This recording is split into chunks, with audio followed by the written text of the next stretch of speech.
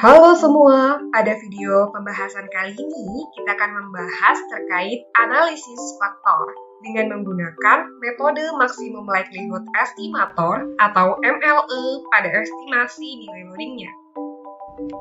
Video ini dibuat oleh kelompok 4 yang beranggotakan Saya Ahmad Bintang Faiz Adibi. Saya Lia Zahra. Saya Farid Hananto. Saya Fani Fajriani. Dan saya Naufal Abdul Rafisaki. Adapun sumber materi untuk video ini kita peroleh dari jurnal dan juga buku berikut ya. Adapun outline yang akan kita bahas, yang pertama analisis faktor secara umum, yang kedua model faktor, dan yang terakhir adalah pengerjaan contoh kasus dengan SPSS dan juga RStudio. Outline pertama dan kedua akan kita bahas di part 1 dan part kedua untuk contoh kasus. Sebelum kita masuk ke pembahasan analisis faktor dengan metode estimasi MLE, ada baiknya kita mengetahui analisis faktor secara umum dulu ya. Pertama, yang perlu kita ketahui adalah tujuan utama dari analisis faktor, yaitu untuk meringkas informasi yang terdapat dalam beberapa variabel menjadi beberapa himpunan faktor yang tersimpul.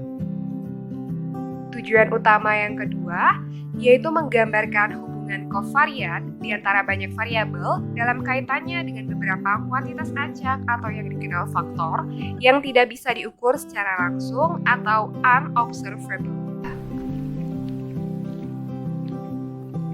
Nah, dari tujuan analisis faktor yang disebutkan tadi, kita bisa menyimpulkan bahwa kegunaan dari analisis faktor adalah untuk menguji keberadaan dimensi yang lebih kecil dalam sekumpulan dimensi yang lebih besar. Dengan demikian, kita bisa mengetahui bahwa prinsip utama dari analisis faktor ada 3. Yang pertama, ingin mengelompokkan beberapa variabel berdasarkan korelasinya, sehingga dalam suatu kelompok variabel itu terdiri atas variabel-variabel yang korelasinya tinggi, sedangkan antar kelompoknya korelasinya rendah. Yang kedua, setiap kelompok yang terbentuk memiliki sifat yang unik, atau bisa kita katakan kelompok variabel tersebut mewakili salah satu konstruk dasar. Dan lalu analisis faktor seperti apa yang akan kita pelajari sekarang? Jadi, analisis faktor itu ada jenis pertama, yaitu exploratory factor analysis, di mana kita tidak mengetahui variabel apa saja yang menyusun variabel laten yang baru.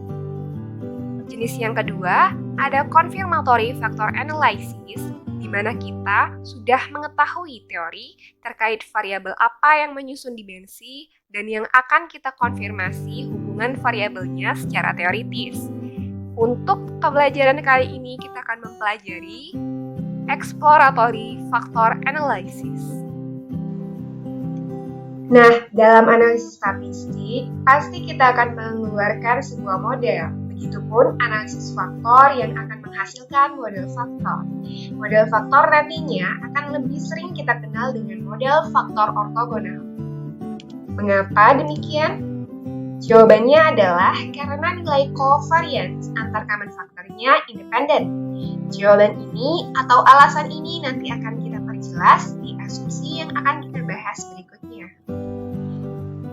Berikut adalah gambaran dari model faktor oktogonal yang digambarkan sebagai random factor X dengan P buah komponen yang memiliki rata-rata mu dan covariance sigma, di mana X secara linear akan bergantung kepada variabel acak yaitu F1 sampai dengan Fm yang merupakan common factor atau faktor umum, dan juga P buah sumber variance atau epsilon yang kita kenal dengan spesifik faktor atau error. Model analisis faktor bisa kita gambarkan sebagai berikut.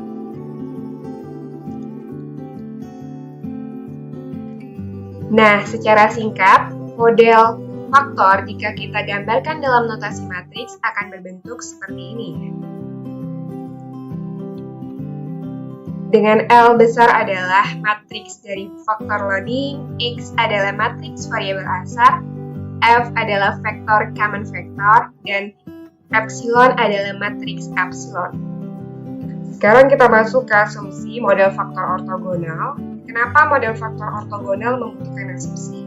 Karena banyaknya kuantitas yang tidak bisa kita observasi menyebabkan kita harus memverifikasi langsung dari model faktor itu tidak akan memungkinkan. Maka kita akan butuh asumsi tambahan. Asumsi yang pertama adalah expected dari common factor adalah matriks 0 atau rata-rata dari common factor adalah 0.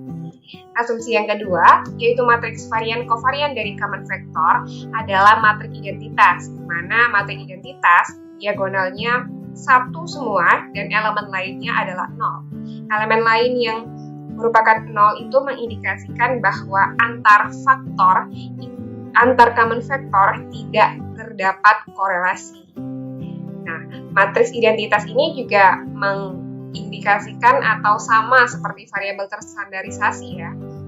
Selanjutnya, asumsi yang ketiga yaitu expected dari error adalah 0. Kenapa expected error adalah 0? Karena kita menginginkan bahwa tidak ada sama sekali error atau tidak ada sama sekali informasi yang tidak tercakup di dalam model tersebut. Asumsi selanjutnya adalah kovarian dari error merupakan matriks C berukuran P kali P yang merupakan matriks diagonal dengan diagonalnya merupakan varian dari error. Asumsi selanjutnya adalah common factor dan juga error itu independen sehingga nanti mereka menghasilkan kovariannya adalah 0. Selanjutnya, model faktor ortogonal dengan M common factors.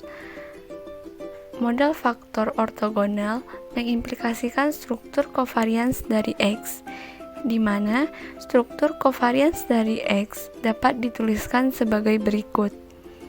X min mu dikalikan dengan X min mu transpose sama dengan LF ditambah E dikalikan dengan LF ditambah E transpose.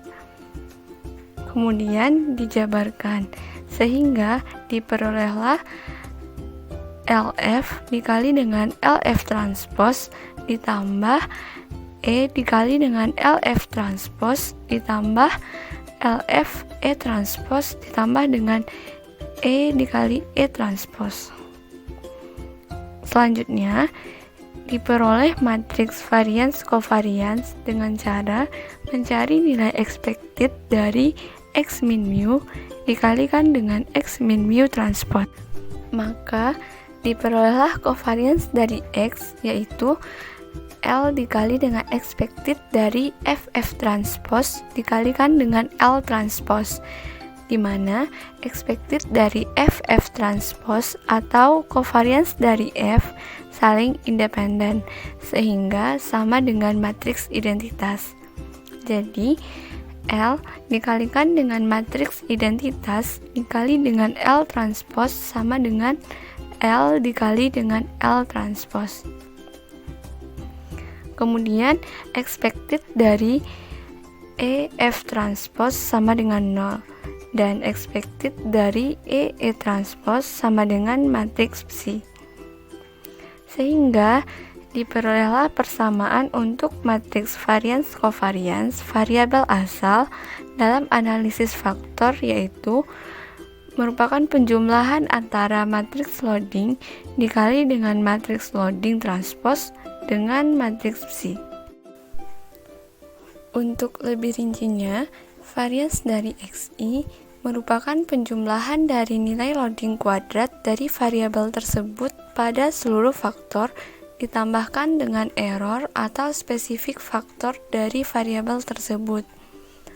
Nah, untuk menghitung covariance antara dua variabel atau covariance XI, XK diperoleh dari nilai loading variabel ke I dikali dengan nilai loading variabel ke K pada seluruh faktor. Kemudian, covariance antara variabel asal dengan common factor sama dengan matriks loadingnya. Nah, untuk lebih rincinya, dalam menghitung covariance variabel ke I, common factor ke J sama saja dengan nilai loading IJ-nya. Nilai dari variance XI bergantung pada nilai komponen dari loading factor dan spesifik variance. Rumus umumnya yaitu sigma II sama dengan LI1 kuadrat ditambah dengan LI2 kuadrat sampai dengan LIM kuadrat ditambah dengan spesifik varians variabel ke I, di mana LI1 kuadrat ditambah dengan LI2 kuadrat sampai dengan LIM kuadrat merupakan nilai komunalitas atau nilai keragaman total variabel asal pada common factor yang dibentuk. Nilai komunalitas ini dilambangkan dengan HI kuadrat, sehingga sigma II sama dengan HI kuadrat ditambah dengan spesifik varians variabel ke I.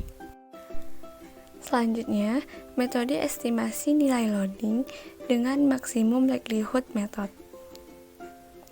Estimasi untuk loading factor dan spesifik varians dilakukan dengan memaksimumkan fungsi likelihood yang terbentuk.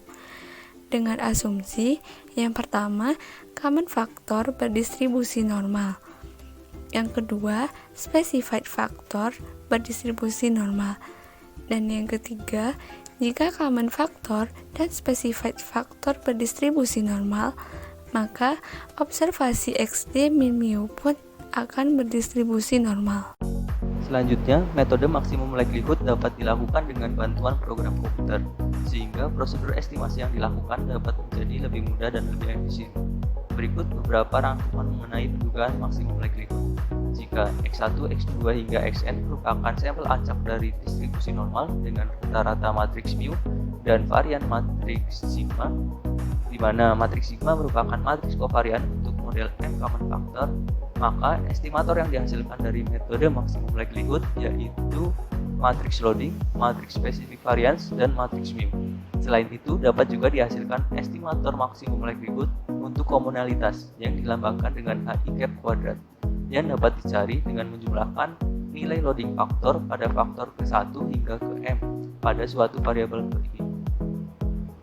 Selanjutnya, kita juga dapat mengetahui kontribusi suatu faktor ke J untuk total sample variance dengan menjumlahkan loading untuk variabel pertama hingga variabel ke P pada suatu faktor ke J dibagi dengan jumlah varian sampel variabel ke-1 hingga ke P. Namun jika Z merupakan data yang telah terstandarisasi, di mana Z sama dengan V pangkat setengah dikali X min mu, dan Rho merupakan matriks kovarian dari Z, di mana Rho sama dengan matriks LZ dikali transposnya ditambah matriks spesifik varians dari Z, sehingga estimator yang dihasilkan yaitu V cap pangkat min setengah dan L cap, dan estimator maksimum likelihood untuk Rho yaitu Rho cap sama dengan L cap Z dikali transposnya ditambah dengan spesifik varians dari Z,